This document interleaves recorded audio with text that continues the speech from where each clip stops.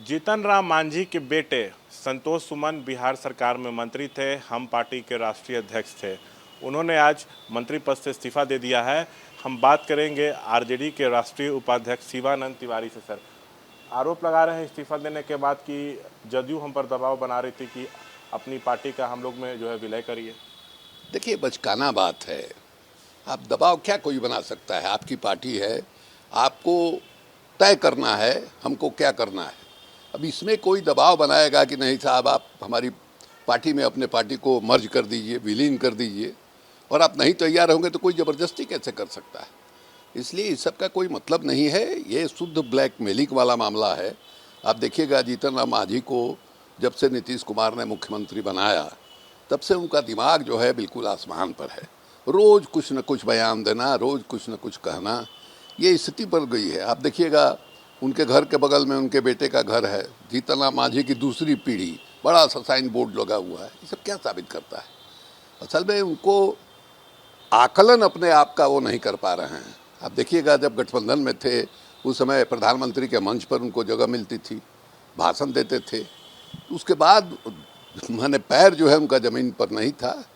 हमको लगता है कि काफ़ी बेवकूफ़ी वाला काम उन्होंने किया है। देखिए, पिछला बार जब चुनाव लड़े थे, जहाँ से विधायक बने हैं, उसके पहले उसके साथ साथ मखदूमपुर से भी चुनाव लड़े थे, जहाँ से वो स्थानीय विधायक थे। वहाँ हार गए और उसके बाद दूसरे सीट से जीते।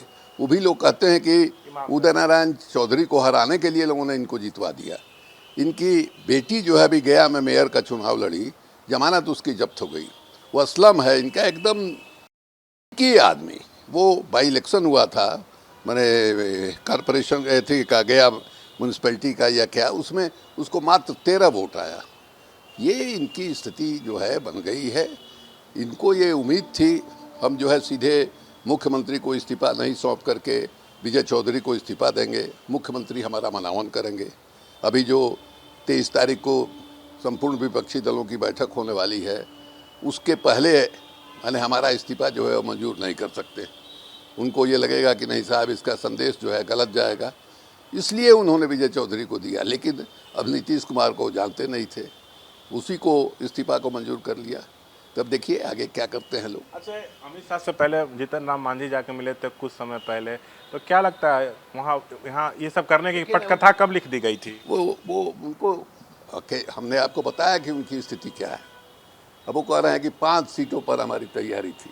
पिछला जो लोकसभा का चुनाव हुआ था, उस चुनाव में 2 सीट पर वो लड़े थे आरजेडी के गठबंधन के साथ, एक औरंगाबाद में, एक नवादा में, दोनों से हारे वो। तो ये कहने के लिए कि हमारी 5 सीट पर तैयारी है, हमारी सभी सीटों पर तैयारी है, ये सब कहने की बात है।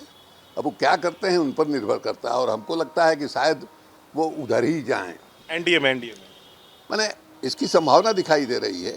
अच्छा सर, वो माहौल बहुत दिन से बना रहे थे। कभी कहते थे कि शराबबंदी पर विचार हो, कभी कहते थे कि हमारे किसी और विधायक को भी मंत्री बनाया जाए, तो हमारी राय सरकार नहीं लेती है अहम निर्णयों में, जबकि हम पूर्व सीएम है। तो माहौल क्या लगता है बहुत दिन से बना रहे थे। वही हम कह रहे हैं ना भाई, कि जब से मुख्यमंत्री उनको नीतीश कुमार ने बनाया, देखिए हम उनके साथ कैबिनेट में भी रहे हैं, वो चुनाव हारे हैं, उसके बावजूद जो है हम उनके साथ एक आध पॉलिटिकल प्रोग्राम में रहे हैं। हमने इनको नज़दीक से देखा है।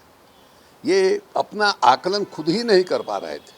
जिस समय इनको हटाया जा रहा था, मुख्यमंत्री पद देने के बाद नीतीश जी उनको हटा रहे थे, हमने इनका समर्थन किया था, जीतन राम मांझी का, कि जिस समाज से वो आते हैं, सामाजिक न्याय जो है वो उसका लक्ष्य जो है वहाँ तक पहुँचना है।